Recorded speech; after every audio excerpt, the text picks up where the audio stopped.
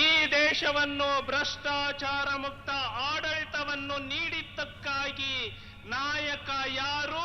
S, ಪ್ರಧಾನಿ ಮೋದಿ ಅವರು ಇನ್ನೇನು ಕೆಲವೇ ಕ್ಷಣಗಳಲ್ಲಿ ವೇದಿಕೆ ಮೇಲೆ ಆಗಮಿಸಲಿದ್ದಾರೆ. ಗೌರವವನ್ನ ಕೊಟ್ಟ ನಾಯಕ ಕೆಲವೇ ಕ್ಷಣಗಳಷ್ಟೇ ಬಾಕಿ ಇರೋದು. NV ಕಾಲೇಜು ಮೈದಾನದಲ್ಲಿ ಈಗಾಗಲೇ ಪ್ರಧಾನಿ ಮೋದಿ ಇದ್ದಾರೆ. ಅಂದ್ರೆ ಹೇಗಿರುತ್ತೆ ಒಂದ್ಸರಿ ಮಾಡೋಣ. ಬಿಜೆಪಿಯ ನಾಯಕರಿದ್ದಾರೆ. ಕಲಬುರಗಿಯ ಬಿಜೆಪಿ ಅಭ್ಯರ್ಥಿಯಾದ ಉಮೇಶ್ ಜಾಧವ್ ಅವರು ಸಹ ವೇದಿಕೆ ಮೇಲಿದ್ದಾರೆ. ಪ್ರಹ್ಲಾದ್ ಜೋಶಿ, ರಾಜುಗೌಡ, ವಿಜಯೇಂದ್ರ, ಸಂಕಲ್ಪವನ್ನು ತೊಟ್ಟ ನಾಯಕ ಯಡಿಯೂರಪ್ಪ ಅವರು ಎಲ್ಲರೂ ಸಹ ವೇದಿಕೆಯ ಮೇಲೆ ಆಸೀನರಾಗಿದ್ದಾರೆ. ಇನ್ನೇನು ಕೆಲವೇ ಕ್ಷಣಗಳಲ್ಲಿ ಪ್ರಧಾನಿ ಮೋದಿ ಅವರು ಸಹ ವೇದಿಕೆಗೆ ಬರಲಿದ್ದಾರೆ. ಅವರ ಬರುವಿಕೆಗಾಗಿ ಅಲ್ಲಿ ಕಾರ್ಯಕರ್ತರು ಸಹ ಕಾತರದಿಂದ ಕಾಯ್ತಾ ಇದ್ದಾರೆ. ರೋಡ್ ಶೋ ಮೂಲಕ NV ಮೈದಾನಕ್ಕೆ ಪ್ರಧಾನಿ ಮೋದಿ ಅವರು ಬಂದಿದ್ದಾರೆ. ನಾಯಕ ನರೇಂದ್ರ ಮೋದಿ ವೇದಿಕೆ ಮೇಲೆ ಬರೋದಕ್ಕೆ ಇನ್ನೇನು ಕೆಲವೇ ಕ್ಷಣಗಳಷ್ಟೇ ಬಾಕಿ. ಉನ್ನತಿಗೆ ಏನು ಮಾತನಾಡ್ತಾರೆ ಅಂತ ಈಗಾಗಲೇ ಕಾತರದಿಂದ ಕಾಯ್ತಾ ಇದ್ದಾರೆ ಕಾರ್ಯಕರ್ತರು. ಎಸ್, ಪ್ರಧಾನಿ ಮೋದಿ ಅವರು ವೇದಿಕೆಯ ಮೇಲೆ ಬಂದಿದ್ದಾರೆ. ದೃಶ್ಯಗಳಲ್ಲಿ ನೋಡ್ತಾ ಇದ್ದೀರಾ. ಎಲ್ಲರಿಗೂ ಸಹ ನಮಸ್ಕರಿಸ್ತಾ ವೇದಿಕೆಯ ಮೇಲೆ ಎಂಟ್ರಿ ಕೊಟ್ಟಿರುವಂತಹ ದೃಶ್ಯ. ಪ್ರಧಾನಿ ಮೋದಿ ಅವರು ಈಗಾಗಲೇ ಸಮಾವೇಶದ ವೇದಿಕೆಗೆ ಬಂದಿದ್ದಾರೆ. ವೇದಿಕೆ ಮೇಲಿದ್ದಂತಹ ಎಲ್ಲರಿಗೂ ಸಹ ಕೈ ಮುಗಿದು ನಮಸ್ಕರಿಸ್ತಾ ಇದ್ದಾರೆ. ಮೋದಿ ಮೋದಿ ಮೋದಿ ಅನ್ನುವಂತಹ ಘೋಷಣೆಗಳು ಕೇಳಿ ಬರ್ತಾ ಇದೆ. ದೃಶ್ಯಗಳಲ್ಲಿ ನೋಡ್ತಾ ಇದ್ದೀರಾ. ಜನಸಾಗರವೇ ಸೇರಿದೆ ಅಲ್ಲಿ. ಪ್ರಧಾನಿ ಮೋದಿ ಅವರ ಮಾತನ್ನ ಕೇಳೋದಕ್ಕೆ ಅವರೆಲ್ಲರಿಗೂ ಸಹ ಕೈ ಬೀಸಿದ್ದಾರೆ. ಬರ್ಲಿ ಘೋಷಣೆ. ವೇದಿಕೆಯ ಆ ಭಾಗದಲ್ಲಿ ಒಂದ್ಸಲ ಕೈ ಬೀಸಿದ್ದಾರೆ. ಮತ್ತೆ ಈ ರೀತಿಯಾಗಿ ಕಾರ್ಯಕರ್ತರನ್ನ ನೋಡಿ ಕೈ ಬೀಸಿರುವಂತಹ ದೃಶ್ಯಗಳು.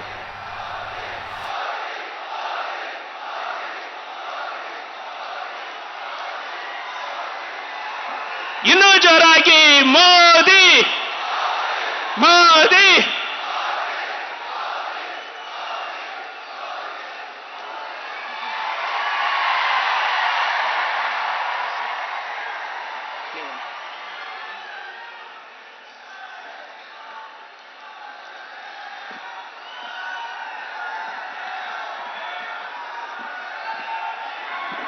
ಸನ್ಮಾನ್ಯ ನರೇಂದ್ರ ಮೋದಿಜಿಯವರು ಮೊಟ್ಟ ಮೊದಲನೇ ಬಾರಿಗೆ ಈಗ 2024ರ ಮೊದಲ ಚುನಾವಣಾ ಪ್ರಚಾರವನ್ನ ನಮ್ಮ ಕಲಬುರಗಿ ಜಿಲ್ಲೆಯಿಂದ ಪ್ರಾರಂಭಿಸುತ್ತಿದ್ದಾರೆ. ಅವರಿಗೆ ನಿಮ್ಮೆಲ್ಲರ ಪೂರ್ವಕವಾಗಿ ಹೃದಯಪೂರ್ವಕವಾದಂಥ ಒಂದು ಅಭಿನಂದನೆ ಹೇಳುತ್ತಾ ಈ ಒಂದು ಕಾರ್ಯಕ್ರಮದಲ್ಲಿ ಸನ್ಮಾನ್ಯ ನೆಚ್ಚಿನ ನರೇಂದ್ರ ಮೋದಿಜಿ ಅವರಿಗೆ ಶಾಲು ಸನ್ಮಾನವನ್ನ ಮಾಡಲಿಕ್ಕೆ ಬರ್ತಾ ಇದ್ದಾರೆ. ನಮ್ಮ ಭಾರತೀಯ ಜನತಾ ಪಕ್ಷದ ರಾಜ್ಯ ಅಧ್ಯಕ್ಷರಾದಂಥ ಸನ್ಮಾನ್ಯ ಶ್ರೀ ವಿಜಯೇಂದ್ರಜಿ ಅವರು ಹಾಗೂ ಅವರ ಜೊತೆ ನಮ್ಮ ಬೀದರನ ಲೋಕಸಭಾ ಅಭ್ಯರ್ಥಿಯಾದಂಥ ಭಗವಂತ್ ಖೂಬಾಜಿ ಅವರು ಶಾಲು ಸನ್ಮಾನವನ್ನ ಮಾಡ್ತಾ ಇದ್ದಾರೆ.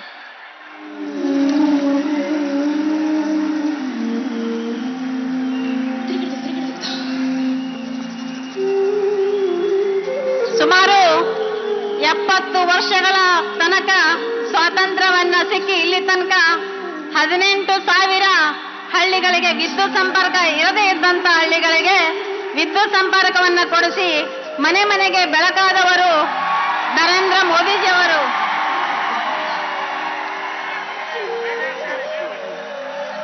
ಈಗ ನಮ್ಮ ಕಲಬುರಗಿ ಜಿಲ್ಲೆಯ ಮಹಿಳೆಯರಿಂದ ಸ್ವಾಗತವನ್ನ ಮಾಡಲಿಕ್ಕೆ ಬರ್ತಾ ಇದ್ದಾರೆ. ದೇಶದ ಪ್ರತಿಯೊಬ್ಬ ಹೆಣ್ಣು ಮಗಳಲ್ಲಿ ತಾಯಿ ಭಾರತಿಯನ್ನ ಕಂಡಂತ ಧೀಮಂತ ನಾಯಕರು, ಒಲೆಯನ್ನು ಊದಿ ಊದಿ ಹೊಗೆಯಲ್ಲಿ ಮಬ್ಬಾದ ಕಣ್ಣುಗಳಿಗೆ ಉಜ್ವಲ ಯೋಜನೆಯನ್ನ ತಂದಂತ ನಮ್ಮ ನೆಚ್ಚಿನ ನಾಯಕರು, ಹೆಣ್ಣು ಮಕ್ಕಳ ಸ್ಥಾನಮಾನ ಮತ್ತು ಆರೋಗ್ಯ ಮತ್ತು ರಕ್ಷಣೆ ನಿಟ್ಟಿನಲ್ಲಿ ಸ್ವಚ್ಛ ಭಾರತ ಅಭಿಯಾನ ಮೂಲಕ ಮನೆ ಮನೆಗೆ ಶೌಚಾಲಯವನ್ನ ನಿರ್ಮಿಸಿದವರು ಹಾಗೂ ಮಹಿಳಾ ಸಶಕ್ತೀಕರಣಕ್ಕಾಗಿ, ಮಹಿಳೆಯರ ಒಂದು ಅಭಿವೃದ್ಧಿಗಾಗಿ, ಮಹಿಳೆಯರ ಒಂದು ಉಜ್ವಲ ಭವಿಷ್ಯಕ್ಕಾಗಿ 33% ಮೀಸಲಾತಿಯನ್ನು ತಂದಂಥ ನಮ್ಮ ನೆಚ್ಚಿನ ಪ್ರಧಾನಿಯವರಿಗೆ ನಮ್ಮೆಲ್ಲರ ವತಿಯಿಂದ ಇನ್ನೊಮ್ಮೆ ಹೃದಯಪೂರ್ವಕವಾದಂತಹ ಧನ್ಯವಾದಗಳನ್ನು ಸಲ್ಲಿಸೋಣ.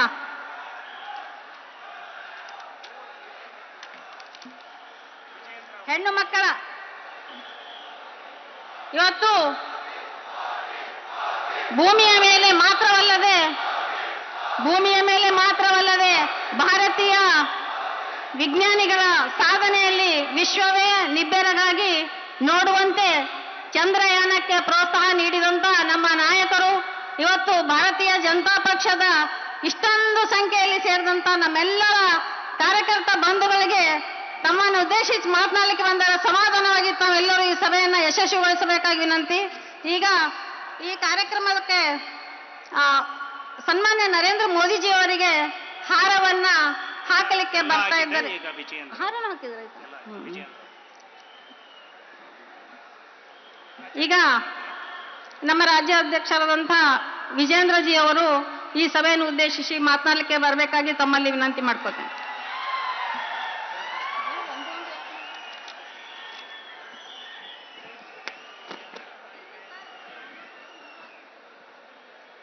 इस मंच पर विराजमान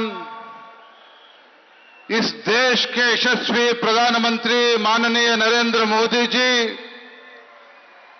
ವೇದಿಕೆ ಮೇಲೆ ಆಸೀನರಾಗಿರ್ತಕ್ಕಂಥ ಮಾಜಿ ಮುಖ್ಯಮಂತ್ರಿಗಳು, ರೈತ ನಾಯಕರಾಗಿರ್ತಕ್ಕಂಥ ಸನ್ಮಾನ್ಯ ಶ್ರೀ BS ಯಡಿಯೂರಪ್ಪನವರೇ, ಬಸವರಾಜ ಬೊಮ್ಮಾಯಿಜಿರವರೇ, ಪ್ರಹ್ಲಾದ್ ಜೋಶಿರವರೇ, ಗುಲ್ಬರ್ಗ ಲೋಕಸಭಾ ಕ್ಷೇತ್ರದ ಜನಪ್ರಿಯ ಸಂಸದರು, ಬಿಜೆಪಿ ಅಭ್ಯರ್ಥಿ ಆಗಿರ್ತಕ್ಕಂಥ ಉಮೇಶ್ ಜಾಧವ್ ಅವರೇ, ಬೀದರ್ ಲೋಕಸಭಾ ಕ್ಷೇತ್ರದ ಬೀದರ್ ಲೋಕಸಭಾ ಕ್ಷೇತ್ರದ ಜನಪ್ರಿಯ ಸಂಸದರು, ಸಚಿವರು, ಬಿಜೆಪಿ ಅಭ್ಯರ್ಥಿಗಳಾಗಿರ್ತಕ್ಕಂಥ ಭಗವಂತ್ ಖೂಬಾರ್ ಅವರೇ, ವೇದಿಕೆ ಮೇಲೆ ಆಸೀನರಾಗಿರ್ತಕ್ಕಂಥ ಎಲ್ಲ ಗಣ್ಯಮಾನ್ಯರೇ, ವೇದಿಕೆ ಮುಂಭಾಗದಲ್ಲಿ ಆಸೀನರಾಗಿರ್ತಕ್ಕಂಥ ಪಕ್ಷದ ಎಲ್ಲ ಶ್ರದ್ಧೆಯ ಕಾರ್ಯಕರ್ತ ಬಂಧು ಸ್ನೇಹಿತರೆ, ಕಾರ್ಯಕರ್ತ ಬಂಧುಗಳೇ, ನಮ್ಮ ಹೆಮ್ಮೆಯ ಪ್ರಧಾನಮಂತ್ರಿ ನರೇಂದ್ರ ಮೋದಿಜಿಯವರು ಯಾವಾಗಲೂ ಕೂಡ ಒಂದು ಮಾತನ್ನು ಹೇಳ್ತಾ ಇರ್ತಾರೆ. ಮೋದಿಜಿಯವರು ಹೇಳ್ತಾರೆ, ನಾನು ಈ ದೇಶದ ಪ್ರಧಾನಮಂತ್ರಿ ಅಲ್ಲ, ಅವರು ಈ ದೇಶದ ಪ್ರಧಾನಮಂತ್ರಿ ಅಲ್ಲ, ಈ ದೇಶದ ಪ್ರಧಾನ ಸೇವಕರು ಅಂತ ಹೇಳಿ ಸನ್ಮಾನ್ಯ ನರೇಂದ್ರ ಮೋದಿಜಿಯವರು ಯಾವಾಗಲೂ ಕೂಡ ಹೇಳ್ತಾ ಇರ್ತಾರೆ. ಅವರು ಕೊಟ್ಟಿರ್ತಕ್ಕಂಥ ಕೊಡುಗೆ ಏನು ಈ ದೇಶಕ್ಕೆ, ಮೋದಿಜಿಯವರು ದೇಶಕ್ಕೆ, ರಾಜ್ಯಕ್ಕೆ ಕೊಟ್ಟಿರ್ತಕ್ಕಂಥ ಕೊಡುಗೆ, ಹುಟ್ಟಿರ್ತಕ್ಕಂಥ ಒಂದು ಮಗುವಿನಿಂದ ಹಿಡಿದು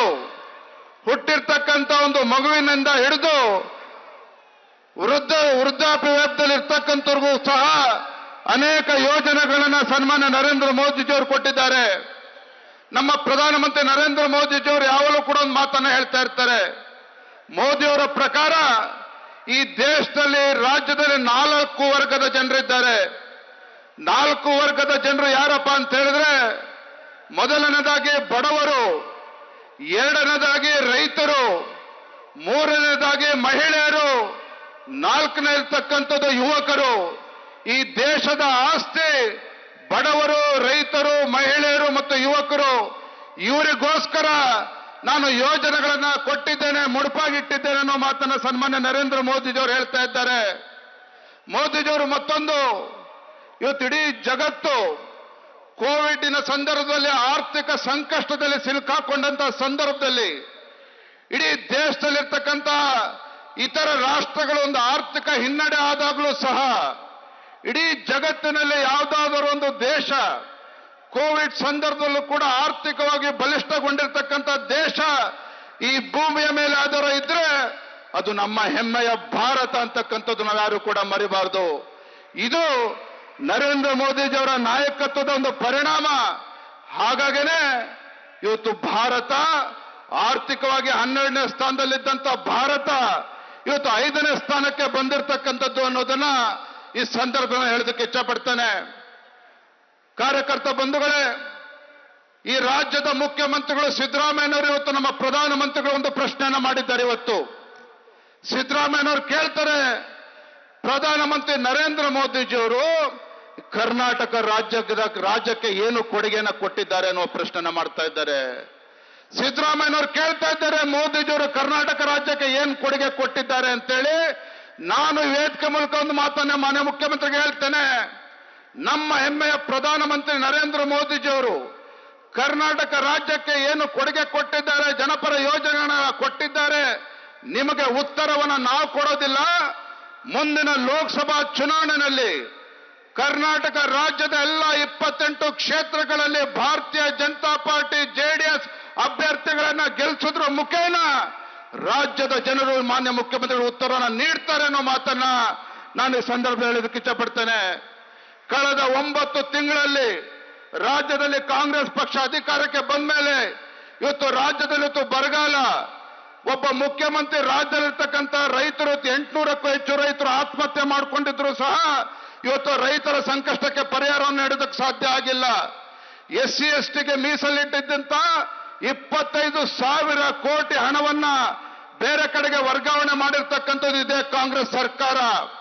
ಬಾಬಾ ಸಾಹೇಬ್ ಅಂಬೇಡ್ಕರ್ ಅವ್ರ ಬಗ್ಗೆ ಹೇಳ್ತಾರೆ, ಸಂವಿಧಾನ ಬಗ್ಗೆ ಹೇಳ್ತಾರೆ. ನಾನು ವೇದಿಕೆ ಮೂಲಕ ನಮ್ಮ ಕಾರ್ಯಕರ್ತರಿಗೆ ಹೇಳ್ತೇನೆ, ಇವತ್ತು ಬಾಬಾ ಸಾಹೇಬ್ ಅಂಬೇಡ್ಕರ್ ಅವರನ್ನ ಲೋಕಸಭಾ ಚುನಾವಣೆಯಲ್ಲಿ 2 ಬಾರಿ ಅವರಿಗೆ ಲೋಕಸಭಾ ಚುನಾವಣೆಯಲ್ಲಿ ಬಾಬಾ ಸಾಹೇಬ್ ಅಂಬೇಡ್ಕರ್ ಅವರಿಗೆ ಸೋಲಿಸಿದ್ದು ಇದೇ ಕಾಂಗ್ರೆಸ್ ಪಕ್ಷ ತಾನೆ. ಇದೇ ಕಾಂಗ್ರೆಸ್ ಪಕ್ಷದವರು ಇದೇ ಬಾಬಾ ಸಾಹೇಬ್ ಅಂಬೇಡ್ಕರ್ ಅವರಿಗೆ ಭಾರತ ರತ್ನವನ್ನ ಕೊಡ್ಲಿಲ್ಲ. ಅವರ ಅಂತ್ಯ ಸಂಸ್ಕಾರಕ್ಕೂ ಕೂಡ ಗೌರವನ ಕೊಡ್ಲಿಲ್ಲ. ಇವತ್ತು ಸಂವಿಧಾನಕ್ಕೆ ಬಾಬಾ ಸಾಹೇಬ್ ಅಂಬೇಡ್ಕರ್ ಅವರಿಗೆ ಯಾರೋ ಗೌರವ ಕೊಡ್ತಕ್ಕಂಥ ಕೆಲಸ ಮಾಡಿದ್ರೆ ನಮ್ಮ ದೇಶದ ಹೆಮ್ಮೆಯ ಪ್ರಧಾನಮಂತ್ರಿ ನರೇಂದ್ರ ಮೋದಿಜಿಯವರು ಗೌರವ ಕೊಟ್ಟಿದ್ದಾರೆ ಬಾಬಾ ಸಾಹೇಬ್ ಅಂಬೇಡ್ಕರ್ ಅವರಿಗೆ. ಸಂವಿಧಾನಕ್ಕೆ ಗೌರವನ ಬಾಬಾ ಸಾಹೇಬ್ ಅಂಬೇಡ್ಕರ್ ಅವರು ಕೊಟ್ಟ ನರೇಂದ್ರ ಮೋದಿಜಿಯವರು ಅದಕ್ಕೆ ಗೌರವನ ಕೊಟ್ಟಿದ್ದಾರೆ. ಕೊನೆಯದ ಒಂದು ಮಾತನ್ನ ಹೇಳ್ತಾನೆ, ಇವತ್ತು ಗೌರವಾನ್ವಿತ ಪ್ರಧಾನಮಂತ್ರಿ ಇವತ್ತು ವೇದಿಕೆ ಮೇಲಿದ್ದಾರೆ. ಕರ್ನಾಟಕಕ್ಕೆ ಅಭಿವೃದ್ಧಿ ನಿಟ್ಟಿನಲ್ಲಿ ಅವರು ಕೈಗೊಂಡಿರ್ತಕ್ಕಂಥ ಎಲ್ಲ ನಿರ್ಧಾರಗಳು, ಅವ್ರು ಮಾಡಿರ್ತಕ್ಕಂಥ ರಾಜ್ಯಕ್ಕೆ ಕೊಟ್ಟಿರ್ತಕ್ಕಂಥ ಅವರ ಕೊಡುಗೆಗಳು ನಾವೆಲ್ಲರೂ ಕೂಡ ಇವತ್ತು ನಮ್ಮ ಪ್ರಧಾನಮಂತ್ರಿ ನರೇಂದ್ರ ಮೋದಿಜಿಯವರಿಗೆ ಆಭಾರಿಯಾಗಿದ್ದೇವೆ. ಪ್ರಧಾನಮಂತ್ರಿಗಳಿಗೆ ಕರ್ನಾಟಕ ಜನರನ್ನು ಎಷ್ಟು ಪ್ರೀತಿ ಮಾಡ್ತಾರೋ ಅಷ್ಟೇ ನಮ್ಮ ಕರ್ನಾಟಕದ ಸಂಸ್ಕೃತಿ ಮತ್ತು ನಮ್ಮ ಕನ್ನಡ ಭಾಷೆ ಬಗ್ಗೆ ನಮ್ಮ ಹೆಮ್ಮೆಯ ಪ್ರಧಾನಮಂತ್ರಿ ನರೇಂದ್ರ ಮೋದಿಜಿಯವರಿಗೆ ಇರ್ತಕ್ಕಂಥದ್ದು. ರಾಜ್ಯದಿಂದ ಯಾವರೇ ನಮ್ಮ ನಾಯಕರು ಪ್ರಧಾನಮಂತ್ರಿ ಹತ್ರ ಹೋದಾಗ ಪ್ರಧಾನಮಂತ್ರಿಗಳು ಯಾವಾಗಲೂ ಸಹ ಕನ್ನಡದ ಹೊಸ ಪದಗಳನ್ನ ಕಲಿತಕ್ಕಂಥ ಪ್ರಯತ್ನ ಮಾಡ್ತಾರೆ. ಗೌರವಾನ್ವಿತ ಪ್ರಧಾನಮಂತ್ರಿಗಳು ರಾಜ್ಯಕ್ಕೆ ಬಂದಾಗಲೆಲ್ಲೂ ಸಹ ಎಲ್ಲಾ ವೇದಿಕೆಗಳಲ್ಲಿ ಕನ್ನಡದ ಮೂಲಕ ಕನ್ನಡ ಭಾಷೆಯನ್ನ ಮಾತನಾಡೋದಕ್ಕೂ ಕೂಡ ಪ್ರಯತ್ನ ಮಾಡ್ತಾರೆ. ಅಷ್ಟೇ ಅಲ್ಲ, ಇವತ್ತು ನಮ್ಮ ಪ್ರಧಾನಮಂತ್ರಿಗಳು ಇವತ್ತು ಕನ್ನಡದ ಭಾಷೆ ಬಗ್ಗೆ ಎಷ್ಟು ಅಭಿಮಾನ ಇದೆ ಅಂತ ಹೇಳಿದ್ರೆ ಇದಕ್ಕಾಗಿ ಇವತ್ತು ಆನ್ಲೈನ್ನಲ್ಲಿ ಸಾಮಾಜಿಕ ಜಾಲತಾಣದಲ್ಲಿ ನರೇಂದ್ರ ಮೋದಿಜಿಯವರು ನಮೋ ಇನ್ ಕನ್ನಡ ಹೆಸರಿನಲ್ಲಿ ಅಪ್ಲಿಕೇಶನ್ ಖಾತೆಯನ್ನು ಕೂಡ ತೆರೆದು ಆರ್ಟಿಫಿಷಿಯಲ್ ಇಂಟೆಲಿಜೆನ್ಸ್ ಅನ್ನ ಉಪಯೋಗಿಸ್ಕೊಳ್ಳೋದ್ರ ಜೊತೆಗೆ ಇವತ್ತು ಕನ್ನಡಕ್ಕೆ ಒಂದು ಶಕ್ತಿ ತುಂಬತಕ್ಕಂಥ ಕೆಲಸವನ್ನ ಮಾಡ್ತಾ ಇದ್ದಾರೆ.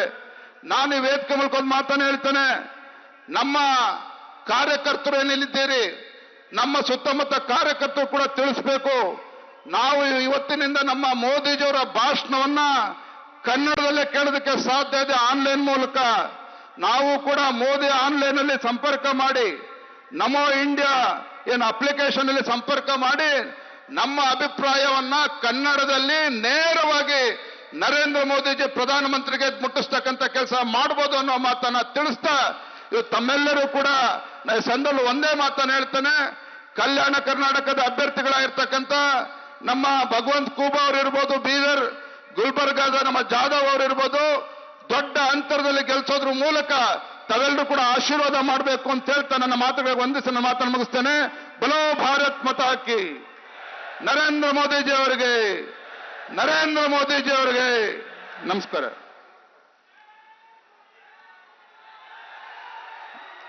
ನಿಮ್ಮೆಲ್ಲರ ಕಾತರದ ಕ್ಷಣ, ಸನ್ಮಾನ್ಯ ಜಗತ್ತಿನ ಅಗ್ರಗಣ್ಯ ನಾಯಕ, ನಿಮ್ಮ ಹೊಟ್ಟೆಯ ಕರಳಿನಿಂದ ಆ ಹೆಸರು ಒಂದ್ಸಾರಿ ಹೊರಗೆ ಬರಬೇಕು ನಾನು ಕೇಳಿದಾಗ, ವಿಶ್ವ ವಂದ್ಯ ಭಾರತವನ್ನು ನಿರ್ಮಾಣ ಮಾಡುವ ಸಂಕಲ್ಪ ತೊಟ್ಟವರು ಯಾರು? ಮಗುವಿನಿಂದ ವೃದ್ಧರವರೆಗೆ ಪ್ರೀತಿಯನ್ನು ಪಡೆದವರು ಯಾರು? ಬಡ ಭಾರತವನ್ನು ಫ್ಯಾಬುಲಸ್ ಭಾರತ ಮಾಡಲು ನಿರ್ಧಾರ ಮಾಡಿದವರು ಯಾರು? ತಾಯಂದಿರ ಹೊಗೆಗೆ ಉಜ್ವಲ ಯೋಜನೆಯನ್ನು ಕೊಟ್ಟವರು ಯಾರು? ಉಜ್ವಲ ಯೋಜನೆಯಿಂದ ಉಡಾನ್ ಯೋಜನೆಯವರೆಗೆ ತಂದವರು ಯಾರು? ಸರ್ಜಿಕಲ್ ಸ್ಟ್ರೈಕ್ ನಿಂದ ಚಂದ್ರಯಾನದವರೆಗೆ ಸಂಕಲ್ಪ ತೊಟ್ಟವರು ಯಾರು? ಇಡೀ ದೇಶಕ್ಕೆ ಉಚಿತ ಲಸಿಕೆಯನ್ನು ಕೊಟ್ಟವರು ಯಾರು? 500 ವರ್ಷಗಳ ಹೋರಾಟದ ಕೊನೆ ರಾಮ ಮಂದಿರವನ್ನು ನಿರ್ಮಾಣ ಮಾಡಿದವರು ಯಾರು? ಮೋದಿ. मोदी। आदरणीय प्रधानमंत्री जी, पूरा देश का हर एक नागरिक का भावन है, भारत माता आपके हाथ में सुरक्षित है। ये हर एक नागरिक का मन का इंगित है। अभी मैं आपसे विनंती करता हूं कि आप मंच पर आए, संबोधित करें।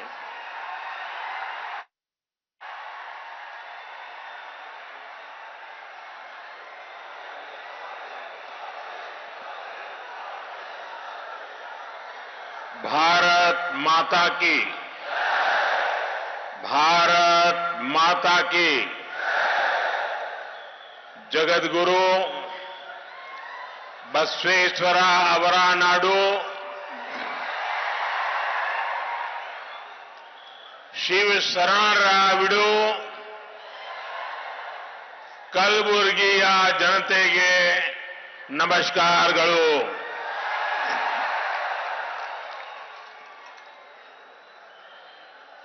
कलबुर्गी का ये जन सैलाब और आप सबके चेहरों का ये उत्साह कर्नाटका ने लोकसभा के चुनाव में बीजेपी को रिकॉर्ड सीटों पर जिताने का संकल्प ले लिया है। अभी मैं हेलीपैड से यहां आ रहा था, इतनी धूप में रोड शो का जो वातावरण बन गया, इतनी बड़ी मात्रा में लोग उत्साह उमंग के साथ आशीर्वाद दे रहे थे। अभी तो चुनाव की घोषणा होना बाकी है और आपने घोषणा कर दी। आज पूरा कर्नाटका कह रहा है अब की बार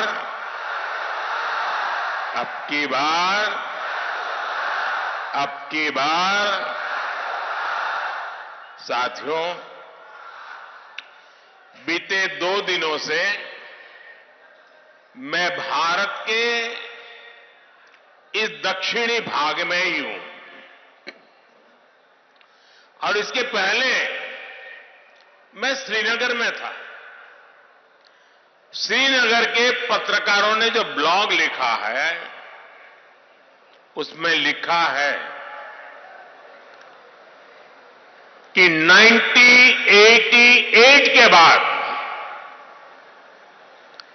श्रीनगर में इतनी बड़ी रैली किसी पॉलिटिकल पार्टी की नहीं हुई।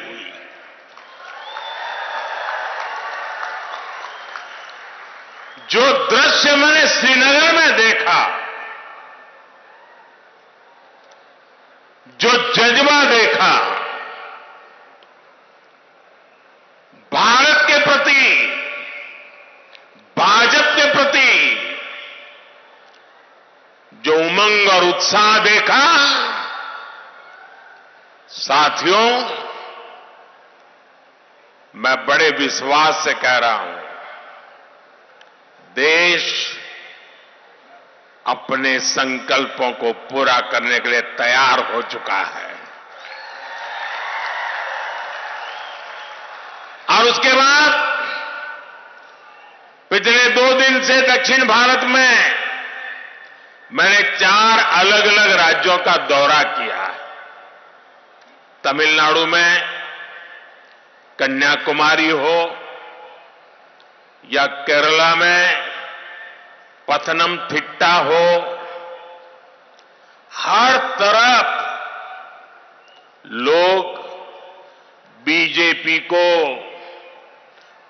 बड़ी उम्मीद से देख रहे हैं। तेलंगाना के नागर कुर्नूल की रैली में मैंने लोगों को अपने बच्चों के लिए विकसित भारत का निर्माण करने का संकल्प लेते हुए देखा है। हैदराबाद के रोड शो में हर उम्र के लोगों ने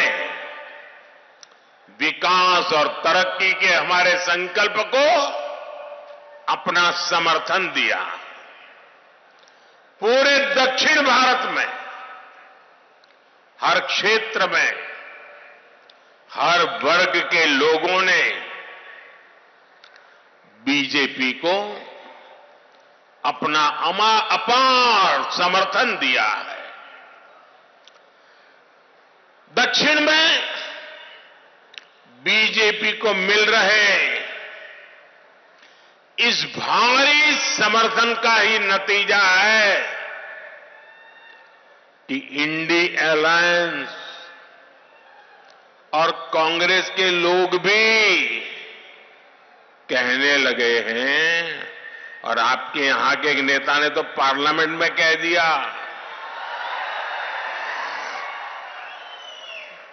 हमारे विरोधी कह रहे हैं अब की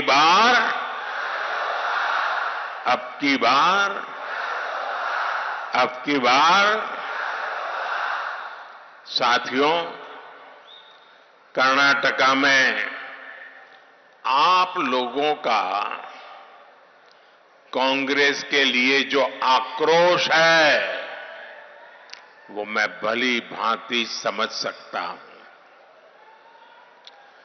कांग्रेस एक ऐसी पार्टी है जो चाहे कितने भी कपड़े बदल ले, कांग्रेस की करतूतें नहीं बदलती। और इसलिए कर्नाटका में जनता जाग चुकी है, आक्रोश और गुस्से से लाल है। किसी सरकार से इतने कम समय में ही जनता का मोहभंग हो जाना ये दिखाता है कि लोगों को कांग्रेस की सच्चाई क्या है इसका पता चल गया है।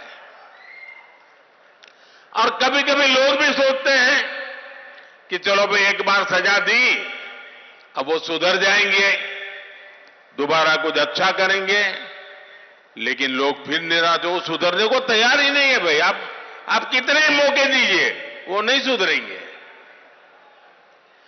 आज कर्नाटका में कानून व्यवस्था की धज्जियां उड़ाई जा रही हैं। असामाजिक तत्वों को खुलेआम संरक्षण दे रही है। जनता के मन में खौफ पैदा किया जा रहा है। जनता परेशानियों से त्रस्त है और कांग्रेस लूट में व्यस्त है।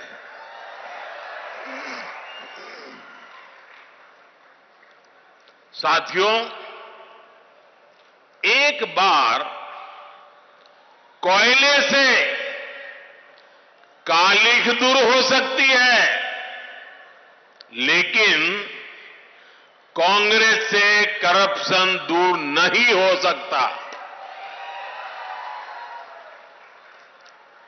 इन परिवारवादियों के लिए करप्शन ही ऑक्सीजन है। बिना भ्रष्टाचार के ये लोग सियासत में सांस भी नहीं ले सकते। चुनाव से पहले बड़ी बड़ी घोषणाएं करना और चुनाव के बाद सिर्फ अपनी जेबें भरना, यही कांग्रेस का काम है। कर्नाटका को कांग्रेस ने अपना फैमिली एटीएम बना लिया है। पार्टी और परिवार के खर्चे पूरे करने के लिए कर्नाटका की जनता की मेहनत की कमाई यहां से सप्लाई की जा रही है। साथियों, जहां राज्य की सारी पूंजी कुछ लोगों का पेट भरने में, जेब भरने में, तिजोरी भरने में खपने लगती है, वहां सबसे पहले कुशासन, अव्यवस्था और अराजकता चारों तरफ हर स्तर पे फैलना शुरू हो जाती है। इसलिए कांग्रेस ने चुनाव में जो वादे किए थे उन्हें पूरा करना तो दूर, उल्टा कर्नाटका के हालात दिन पर दिन बदहाल होते जा रहे हैं। चुनाव में कांग्रेस ने मुफ्त बिजली का वादा किया था, लेकिन जवाब में जनता को बिजली की कटौती मिली, अंधेरा मिला। आज किसान पूछ रहे हैं कि जब बिजली ही नहीं है तो खेतों में पंप सेट कैसे चलेंगे। इन लोगों ने किसानों से एक और धोखा किया। हर किसान को पता है कि मोदी सरकार यहां के 55 लाख किसानों के लिए पीएम किसान सम्मान निधि के पैसे भेजती है। ये योजना किसानों के लिए वरदान जैसी है। पहले बीजेपी की राज्य सरकार किसानों को इसमें 4,000 रुपये जोड़कर देती थी, लेकिन कांग्रेस वालों ने ये 4,000 रुपये देने का प्रावधान बंद कर दिया। साथियों, ये लोग युवाओं से बड़े बड़े वादे करके सरकार में बैठ गए, लेकिन आज ये उन्हीं युवाओं को उनकी स्कॉलरशिप रोक रहे हैं, स्कॉलरशिप में कटौती कर रहे हैं। ये कांग्रेस ही है जो नौजवानों के हक मारने का पाप कर रही है। कांग्रेस की लूट का हाल ये है कि छोटे छोटे विकास कार्यों के लिए भी सरकार के पास पैसे ही नहीं हैं। विधायकों को कह दिया गया है कि सरकार के पास पैसे नहीं हैं, हाथ ऊपर कर दिए। कलबुर्गी के मेरे भाइयों बहनों, मुझे बताइए, क्या कोई सरकार ऐसे चल सकती है क्या? चल सकती है क्या? कर्नाटका का भला कर सकती है क्या? आपके सपने पूरे कर सकते हैं क्या? उनके वादे पूरे हो सकते हैं क्या? कांग्रेस भी ये जान चुकी है कि ये दोबारा सरकार नहीं बना पाएंगे। इसलिए कांग्रेस का एक ही एजेंडा बचा है, जितना लूट सको लूटो। क्या आप लूटने देंगे क्या? लूटने देंगे क्या? साथियों, अब राज्य सरकार इस तरह काम कर रही हो, आपको लूट रही हो, तो ये बहुत जरूरी है कि संसद में आपकी आवाज जरूर पहुंचे। कर्नाटका को लूट से बचाने के लिए सांसद के रूप में मुझे रक्षा कवच बनाना है, ताकि इन पर निगरानी रहे, हर पल मुझे दिल्ली में खबर रहे और कर्नाटक की जनता के लूटने के कारनामों को मैं रोक पाऊं। जब यहां कर्नाटका में ज्यादा संख्या में बीजेपी सांसद जीतेंगे तो कांग्रेस की भ्रष्ट सरकार को डर करके रहना पड़ेगा, 7 बार सोचना पड़ेगा कि अब खबरें मोदी को पहुंच रही है। बीजेपी सांसद या कांग्रेस के कारनामों को लाख कोशिश करे कांग्रेस वाले, छिपाने नहीं देंगे। और इसलिए मुझे कर्नाटका से ज्यादा बीजेपी सांसदों को आशीर्वाद मिले, जनता जनार्दन के आशीर्वाद मिले, इसलिए मैं आपसे, आपका ये सेवक प्रार्थना करने आया है।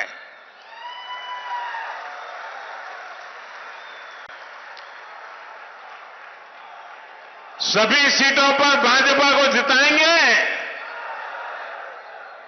आप पक्का जोर लगाएंगे, हर पोलिंग बूथ में जाएंगे, बीजेपी की जीत पक्की करेंगे। साथियों, भाजपा ने हमेशा कर्नाटका के विकास के लिए काम किया है। हमने कर्नाटका की पहचान को सम्मान दिया है। मैं दुनिया में जहां भी जाता हूं, मैं लोकतंत्र के उन सिद्धांतों की बात करता हूं जिसे हमें जगत गुरु बसवेश्वरा ने हमें सिखाया था। हमने अनुभव मंतपा से प्रेरणा लेकर ही दिल्ली के